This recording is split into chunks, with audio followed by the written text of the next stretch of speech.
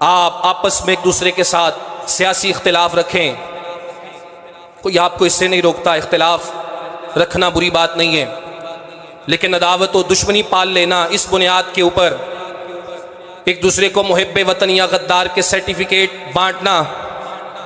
ایک دوسرے پہ مومن یا منافق کے فتوے لگانا، یہ کبھی بھی درست نہیں ہو سکتا۔ آپ کی وابستگی کسی بھی سیاسی پارٹی کے ساتھ ہے، آپ رکھیں، آپ کا حق ہے، آپ کا رائٹ ہے،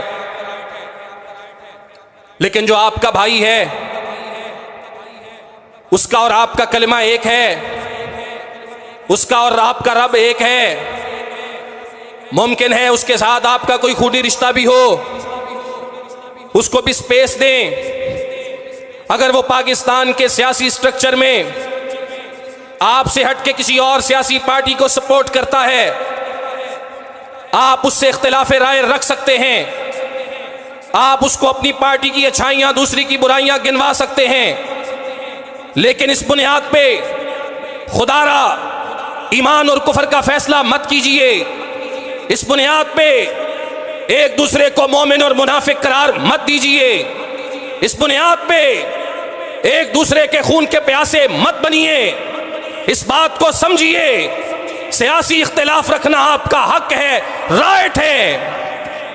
لیکن دوسرے کے لیے کسی قسم کی سپیس نہ چھوڑنا یہ جہالت ہے۔ رسول اللہ علیہ الصلوۃ والسلام بھی تبوک سے آ رہے تھے،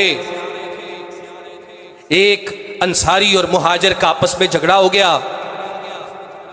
مہاجر نے انصاری کو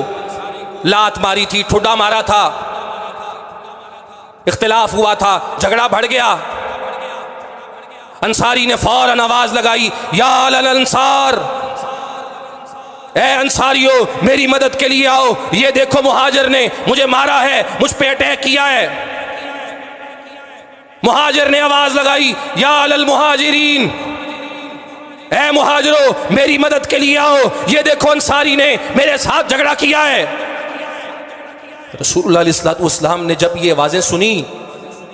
تو کیا کہا؟ اب انصار اور مہاجر یہ کون سے نام ہیں جو اللہ نے ان کو دیے؟ مہاجرین، انصار، جن کا ذکر قرآن میں اللہ کر رہا ہے، ان ناموں سے اللہ پکار رہا ہے۔ انصار وہ ہیں جنہوں نے مدد کی ہے، مہاجر وہ ہیں جنہوں نے اپنے علاقے چھوڑے۔ لیکن رسول اللہ کہتے ہیں، ما بال دعوی الجاہلیہ، یہ میں اپنے کانوں کے ساتھ جاہلیت کی کون سی آوازیں سن رہا ہوں؟ کیا مطلب؟ اگر آپ اپنی تنظیم سے وابستہ ہیں، آپ اپنی تحریک سے وابستہ ہیں، آپ اپنے انسٹیٹیوشن ادارے سے وابستہ ہے رہیں، لیکن اس کی بنیاد پہ ایک دوسرے کے ساتھ اگر آپ محاذ قائم کریں گے تو یہ فرقہ واریت ہے، یہ تنظیم پرستی ہے۔ رسول اللہ کہتے ہیں، دعوہا فإنہا منتنۃ، گو کہ لفظ انصار اللہ کو پسند ہے، مہاجر اللہ کو پسند ہے، لیکن جب یہی آوازیں امت کو پھاڑنے کا سبب بنی تو رسول اللہ نے کہا ان چیزوں کو، ان نعروں کو چھوڑ دو، فإنہا منتنۃ،